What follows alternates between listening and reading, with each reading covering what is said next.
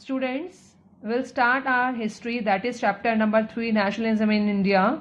In this chapter, we will discuss following topics. First of all, I will tell you about what is nationalism. Nationalism doesn't mean that anti-British. No. हम इसको ये consider नहीं करेंगे सिर्फ हमें britisher से आज़ादी चाहिए, we are against britisher. No. Nationalism is a feeling, that is a desire of a people, group of people, you can say citizen of a country, who share the same race, culture, language, etc. to form an independent country. Means we don't wanna work under any country. Our country should be free from external control. हमारी country किसी country के under work नहीं करेगी. हमारे लोगों के पास equal rights होंगे.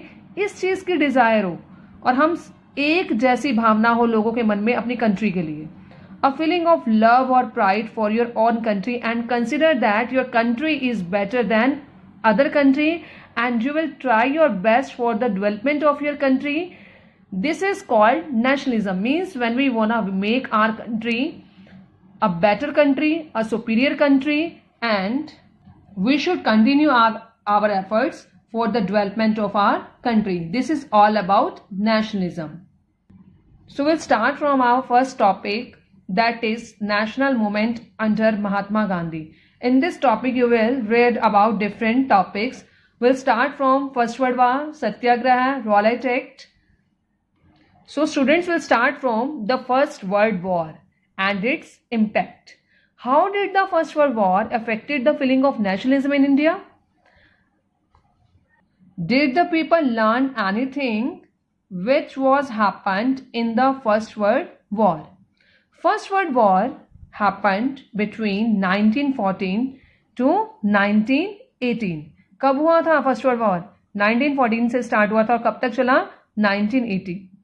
It created a new economic and political situation. मतलब कंट्री में काफ़ी सारे चेंजेस आए, चाहे वो मनी से रिलेटेड हो, चाहे इकोनॉमिक डेवलपमेंट हमारी कंट्री की है, डिमांड बढ़ रही है, सप्लाई घट रही है, पॉलिटिकल सिचुएशन है.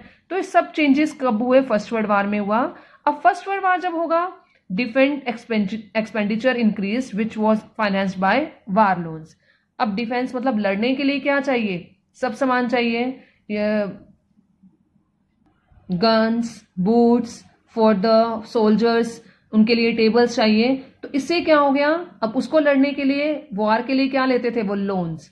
अब वॉर लोन्स अगर लेंगे तो डिफेंस तो किस में इफेक्ट पड़ेगा? कंट्री की इकोनॉमिक डेवलपमेंट में. टैक्सेस बढ़ा दिए गए, कस्टम ड्यूटीज बढ़ा दी गए, न्यू टैक्स जनरेट किया गया, दैट वाज इनकम टैक्स. और इसके कारण उस टाइम पर प्रोडक्शन जो था that was very low because most of the people were indulge in first world war. तो prices of essential goods increase. Why increase? Because production was very low and the demand was increasing day by day. और war वाले जो soldiers थे उनकी भी demand, चीजों की demand भी क्या हो रही थी? बढ़ रही थी. विच increases the prices of essential goods. Essential goods का प्राइस बढ़ गया. Which created hardship for the common man, जिसकी वजह से कॉमन मैन के लिए बहुत ज्यादा डिफिकल्टी राइज हो गई. That person has faced a lot of difficulty for their survival. Villagers were forced to supply soldiers which anger the rural people. अब क्या किया गया? सोल्जर्स जो थे वो कम पड़ रहे थे तो रिक्रूटमेंट स्टार्ट की गई. कहां पर? विलेजेस में. वहां से क्या किया गया? विलेजर्स को लेके जाते थे और उनको मजबूर करते थे कि आपने सोल्जर्स की तरह वर्क करना और लड़ना है, जिसकी वजह से रूरल पीपल क्या हो गए? नाराज हो गए. तो वहां पर इस सिचुएशन से ही बहुत ज्यादा प्रॉब्लम्स क्रिएट हो गई थी और लोगों के लिए रहना मुश्किल हो गया था. इवन जो लोग अपना प्रोडक्शन करते थे उनको भी कहां भेज दिया गया? वार में लड़ने के लिए. तो प्रोडक्शन बिकेम वेरी लेस. और उसके बाद एक और प्रॉब्लम क्रिएट हो गई, ग्रेट फेमाइन ब्रोक. इतना फेमाइन भी आ गया, पहले से प्रॉब्लम्स थी, एक और प्रॉब्लम हो गई जिसकी वजह से 120 to 130 पीपल क्या हो गए? मर गए. Indian people had participated in the first world war. Why?